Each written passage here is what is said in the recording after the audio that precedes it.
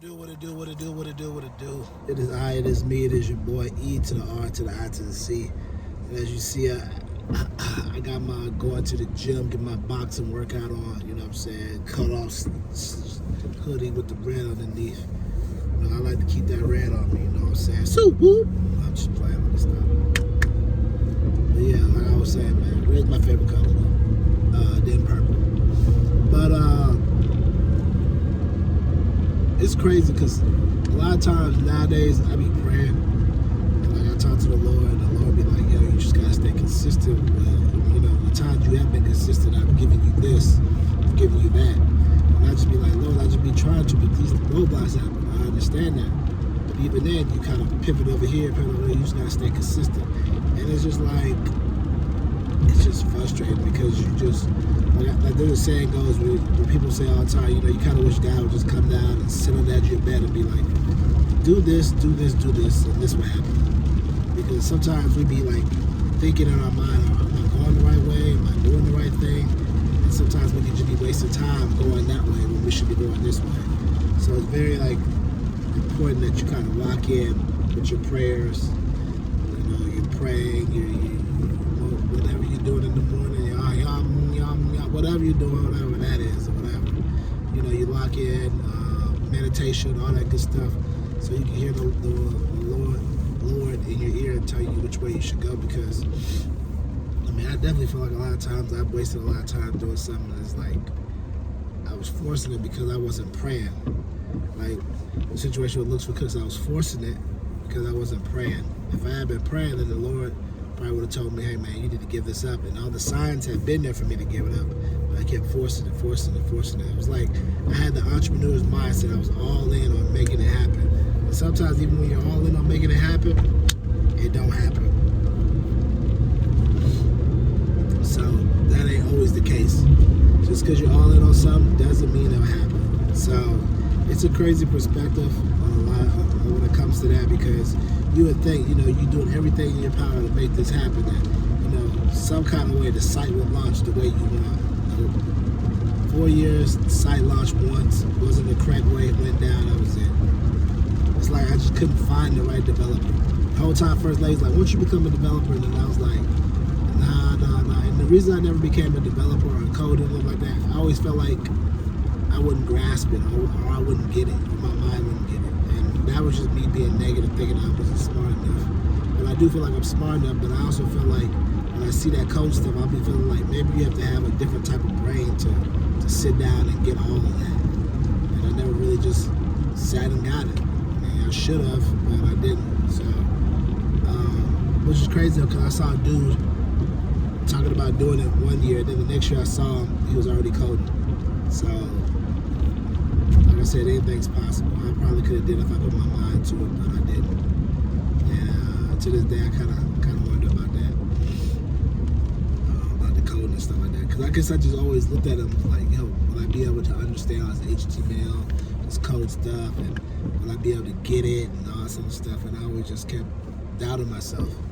You know, a lot of things I don't doubt myself on. Sales, targeting people, this, that.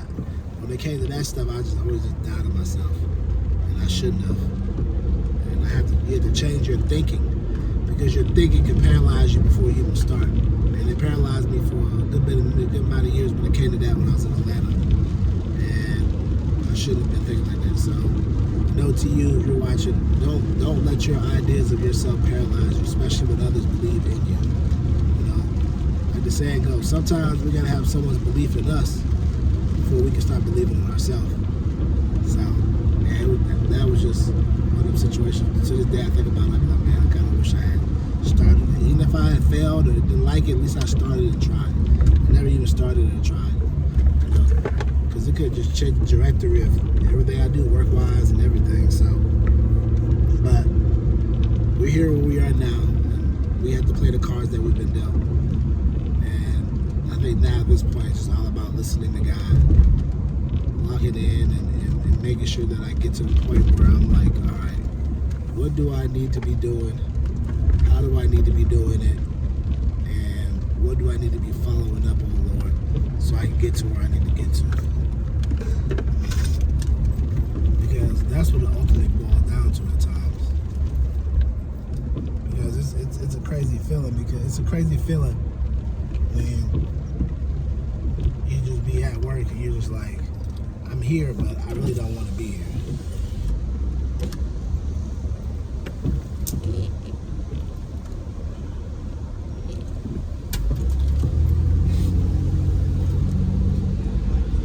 Because you know you're talented and gifted to do something different. But now it's all about getting that gift to come out and making it happen, you know? And then using your time wisely to put it together. And then sometimes, I ain't gonna lie, like I said, the words for the year are intentional, meticulous. And there's sometimes I'll be dragging my feet on something because I know I need to do it, but I'm just worried, a little nervous about something, because I'm like, will this work? Will this do well? What will people think when they put it out? You know, we all still have those jitters sometimes. I still have those jitters sometimes. But I've come to realize that even when I do have those jitters, it's best for me just to fight through the jitters and just put it out and do whatever I gotta do. I'm having some of them jitters right now. We're releasing some of my shorts on the gram, because I'm like, how will it do? What will people think? Whatever. But at this point now, I'm just like, it is what it is. It's whatever. I just gotta put it out and take it for what it's worth. So that's what I'm gonna do. I'm gonna cut them up today when I'm cutting up some film, and I'm just gonna start posting. I'm not gonna post it to my main page. I'm just gonna post it to the real page. Because the real page is where it's gonna go to people who don't know me. So, because a lot of times, I noticed before when I would release like CPG videos to my page, it would be low traction, because a lot of people that I follow or that follow me don't really care about CPG. They just be like, I know you, Eric, so this might be too much. So that's gonna be the goal now. Post it to the real page and just let it go from there. And then people in the real world, people that watch reels randomly, they can check it out and like it. So we'll see. We're gonna go from there. We're just gonna keep posting, and we're gonna go from there and see what happens. So, but anyways, we're here at the trap, and remember, keep living your life, because if you don't, your life is not going to live you.